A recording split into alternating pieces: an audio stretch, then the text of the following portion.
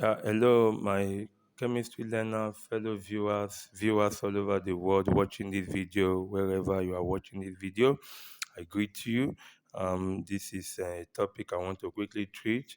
It may take some time, but please just kindly listen and try to understand this. Share this video to somebody who do not have a complete understanding about it. And I want to tell you after the end of this video, you will be glad that you did watch it, and it's going to increase your understanding. Okay. The topic before us today is Freundlich adsorption isotherm. Okay, Freundlich adsorption isotherm. Before I talk about that, I want to quickly give you a definition of adsorption isotherm. Adsorption isotherm describe the relationship between the equilibrium pressure of a gas, please note that equilibrium pressure of a gas, and its amount adsorbed on the solid adsorbent at any constant pressure.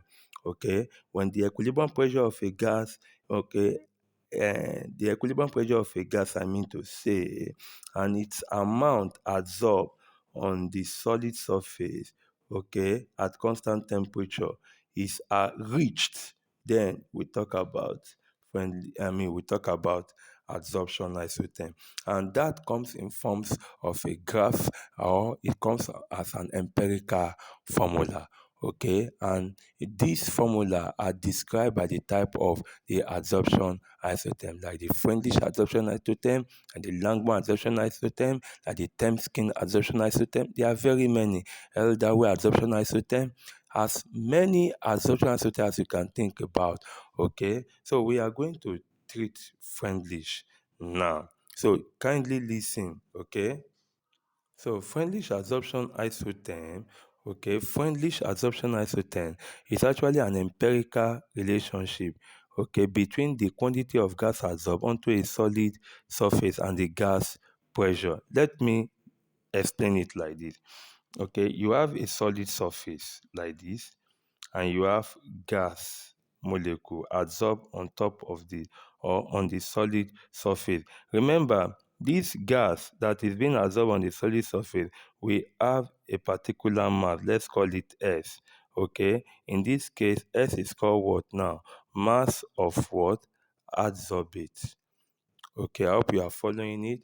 Then the medium on which the molecule is adsorbed on is called M, which is what? The mass, okay, of adsorbent. Okay, so now when we talk about the amount of gas adsorbed on the solid surface, remember this is the mass of adsorbate, this is the mass of adsorbent. Okay, and you know what each of them mean from here. Now when we now talk about the mass of adsorption, let me use that word, the mass of adsorption, or the extent of adsorption, or the mass of gas adsorbed on solid surface. So what it means is we mean X over M.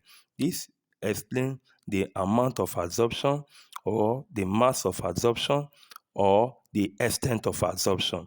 Okay, and remember that this gas being this gas that is deposited on the solid surface comes with a pressure. Are you getting me now? It comes with a particular pressure at constant temperature.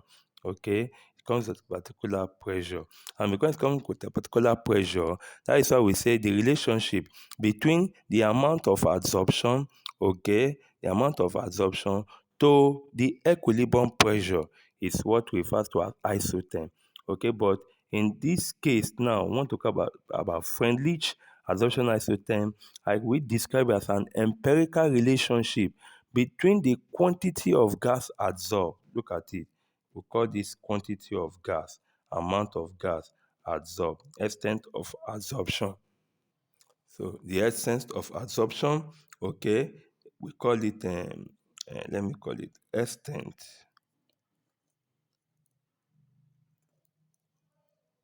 of adsorption, okay, or the amount, the mass of adsorption, okay. Meanwhile, this one is the mass of the adsorbate, this one is called the mass of the adsorbent, okay. So that relationship, that empirical relationship equation that brings the instead of adsorption to the pressure, okay, is referred here now to as Freundlich. Let me explain it further.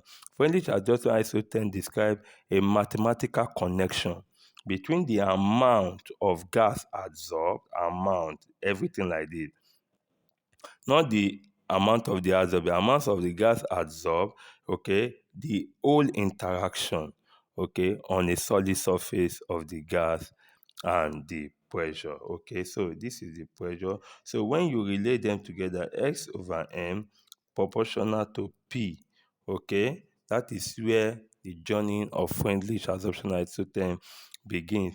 Because we are talking about pressure, it can take place at low pressure, high pressure, intermediate pressure. So I need to describe each of these so that you see what best fit the Freundlich adsorption isotherm. Okay, look at this diagram. So you can see this diagram I have drawn here, okay, describe Freundlich adsorption isotherm. And in this you can see three things. Where you have this thing we call it low temperature. Here is low pressure, I mean to say. Okay, and here where you have this curve, it's referred to as intermediate pressure. Okay, the intermediate pressure, and here is where you have a constant line here is called high pressure. So Freundlich isotherm does not favor high pressure, actually. It does not. Okay, but favors low pressure. Now look at it now. Here we can say that x over m is directly proportional to p here. That here x over m proportional to p. And meanwhile here x over m proportional to 1 p raised to power 1 over n, and here x over m proportional to p raised to power 0. Let me take them one by one. Number one, at low pressure. What happens at low pressure? Okay, the variation or extent of adsorption, which is x over m, okay, when pressure is given mathematically by Freundlich, you have different observation, which is at low pressure, that the graph is almost a straight line, which indicate that x over m is directly proportional to pressure, and there you have x over m is equal to kp. Then number two, let's talk about at high pressure. Okay, when the pressure is high, and at high pressure you obtain it. This is our high pressure. So that explains that where the graph, okay, almost become constant. This is constant, okay, because it's moving at a constant it's just moving constant. So at this point we say where the graph is almost constant, so it means that here x over m is independent of pressure. Independent of pressure. That is what is happening. And this may be expressed as this. And so you have x over m proportional to 1. Therefore, you are going to have s over m, okay, equal to k. Okay, that is, it does not favor this. That is at high pressure. And we have the last one at intermediate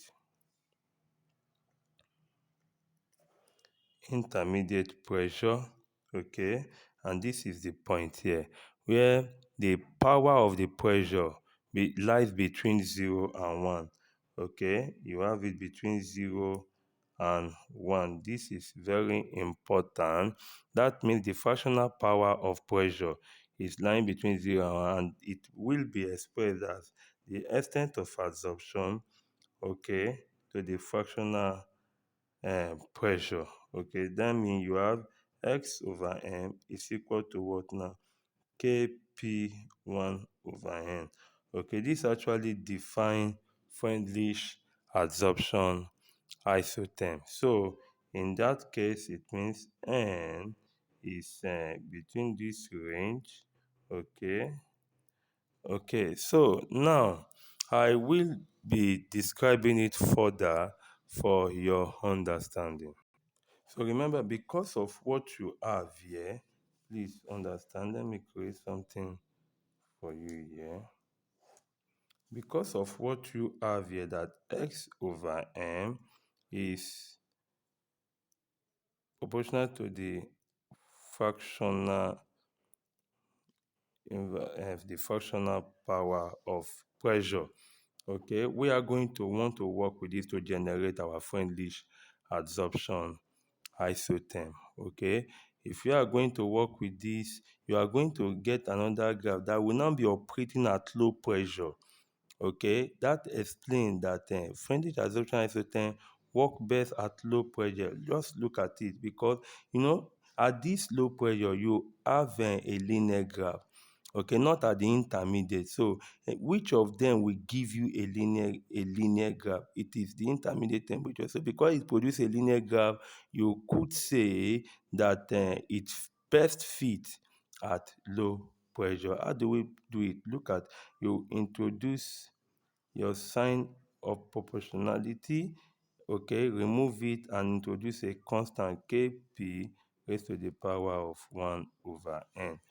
Okay, and as you have done this now, you are required to introduce logarithm. Okay, you introduce logarithm to both sides. Look at me.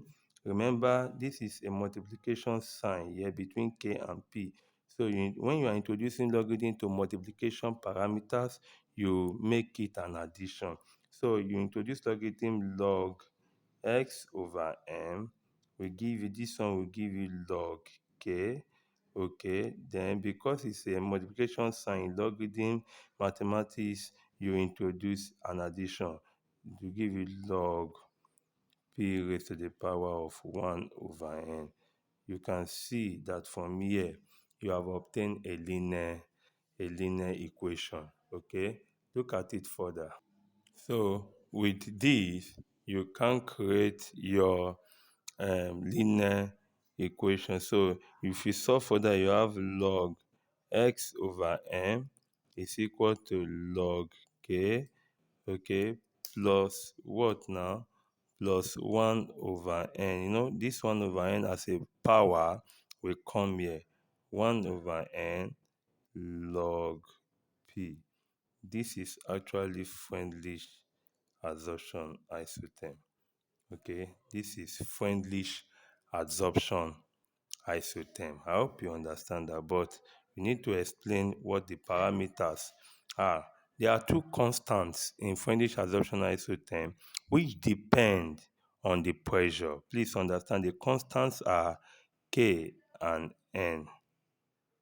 Constants, they are called K and n, and you are required to look for these when you plot your graph. So k and n actually depend, please understand, they depend on pressure, but they depend on p. So if you have this, connect this to equation in a straight line. What do we have as equation in a straight line? Okay, from equation in a straight line. Why am I doing this? I'm doing this so that you will know what you are plotting against what. So understand that the reason why I'm bringing equation in a straight line, the general equation in a straight line, which is y is equal to ms plus c, is to be able to, for a learner to connect this equation in a straight line, this the general equation in a straight line, to be able to connect this to this, to know what you are plotting against what. Okay, but for an expert who knows equation in a straight line very well, without writing this, will know what to plot against what. So, but for all learners, so we need to do that. So this is our y-axis. It means that this one will become our y-axis. You understand that? This is our intercept. This is intercept. C, constant. Okay, it is intercept, and because it is intercept, which is constant, what is our constant here is this. So it means that everything here will become our intercept. Okay, so this one will become this. So because of that, I will arrange like that. I will rearrange to be y is equal to c plus ms. Please, it's not necessary that in the examination, for example, you write this, but if you are writing it, you must be able to connect it to this equation, or to any equation in a straight line, to know what you are plotting against what. Remember, when you plot a graph, you plot a graph of y against x. Okay, this is the y axis, this is the x axis. So how do you know your y and x axis here? So you just to connect it like this. Look at me. This one will become my y axis. So you can see, and this one will become my x axis. Do you understand that?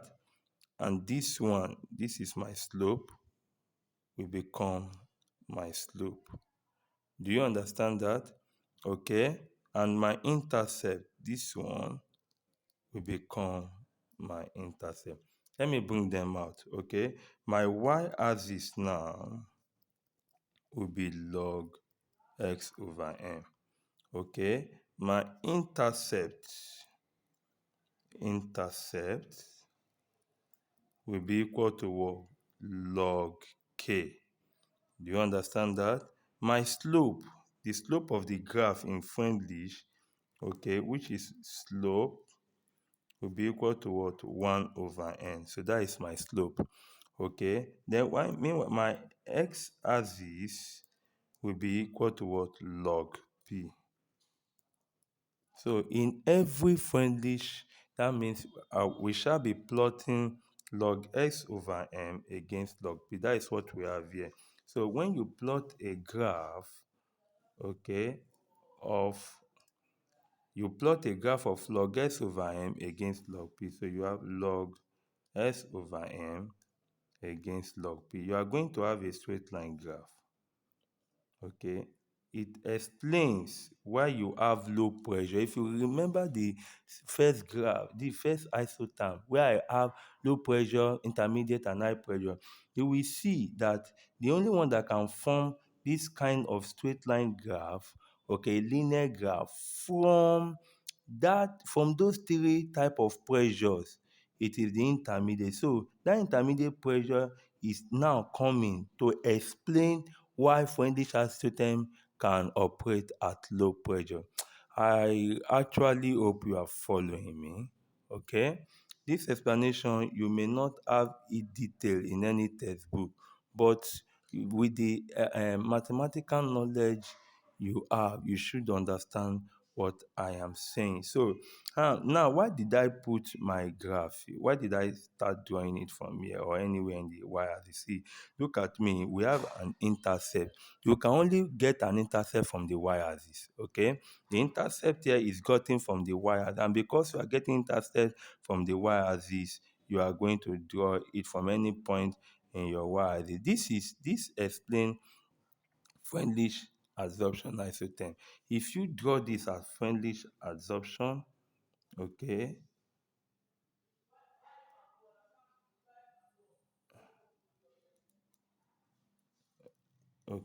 you have not done anything wrong.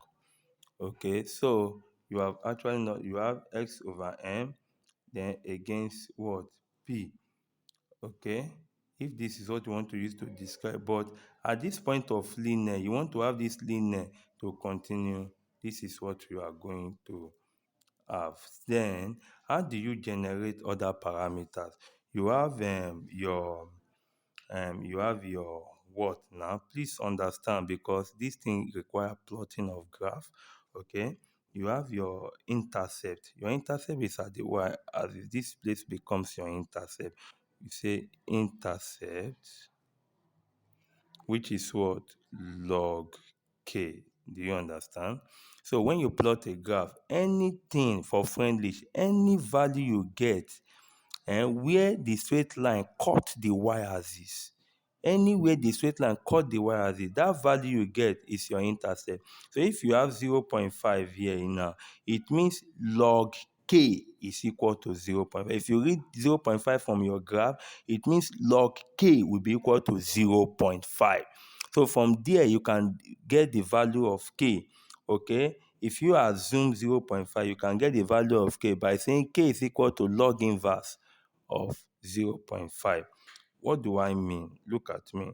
If you plot a graph and your intercept here, okay, which is the log k, if you read it from your graph, log k is my intercept equals to whatever you read here. Let's say you read 0.5. It means this is our intercept. If you are asked to look for intercept, k is not intercept. Log k is the intercept. So it means if you are going to look for constant k, you'll be saying k is equal to anti-log of 0.5 or log inverse of 0.5. Okay, antilog of 0.5 or log inverse of 0.5. When you do that, you are going to have your k. Then another thing that needs to be looked for is our slope. As our slope, you know how you plot your slope. Okay, so you trace, this is our x-axis, this is our y. So this will be x2, this will be x1, this will be y2, this will be y1. So what do you do? What is our slope? Our slope for Freundlich is 1 over n. You say slope is equal to 1 over n. Please understand. Slope is not n. Slope is not n. Slope is 1 over n for Freundlich. And that means it's equal to, what is our slope now? You say y2 over y1. Divided y2 minus y1, then s2 minus s1. You get this from the graph. What is y2? You get your y2 from the graph. Look at it. To the y-axis, you trace it and put this value you get here. You trace this one and you put the value you get here from your graph. Then when you put it, okay, then you also put the value of x2 from your graph, then the value of x1 from your graph. When you put it and you have 1 over n is equal to, for example, if 1 over n is 0.1, for example, by the time you do y2 minus y1, then divided by x2 minus s1, you have 0.1. Then from here, you can get your n. You can get your n equal to 1 divided by 0.1. Okay, it will give you a value. Do you understand? So please understand that n is never the slope. N is a constant. K is a constant. These two constants depend on the pressure, okay, of the gas being applied on the surface. So understand that whenever you are asked to look for the constants in Freundlich, you are actually asked to look for K and N. So I believe that with this, you now understand what Freundlich adsorption isotherm is explaining. There is nothing to be confused here. Listen to the video again. The first time you listen to it, I believe you will understand. But where you are having little question, listen to it again. Listen to it again. At different times, you will understand. Remember, we are going to be solving questions, okay, but I need you to understand this very well. If you do not understand, you will have challenge in solving questions, and you need to understand each of these parameters, okay, because in theoretical question calculations you may be asked to find any of these. In short, I want to tell you, any experimental data that explain Freundlich, you can use this value to test the accuracy. You can use this isotherm to test the accuracy of the data. Okay, so where you are making mistakes, you will know that you are actually making mistakes. So please understand that this graph I gave to you here, at low pressure as it's going now, when you have, look at it, let me do another one here. Look at something here, x over m to p. So if you have a straight line graph, Freundlich, okay, this is operating at low pressure now. So, but if the pressure is increased, you will see something like this will happen. Okay, so this actually explains that the experiment has been subjected to high temperature.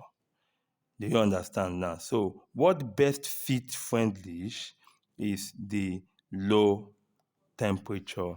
Okay, that is what best fit Freundlich. My students, I am convinced from this explanation that you do understand. So I will want you to share this video to somebody. I want you to share to subscribe to this YouTube channel. Put on your notification button because more videos will be uploaded in this channel and you will be duly notified. Thank you. God bless you.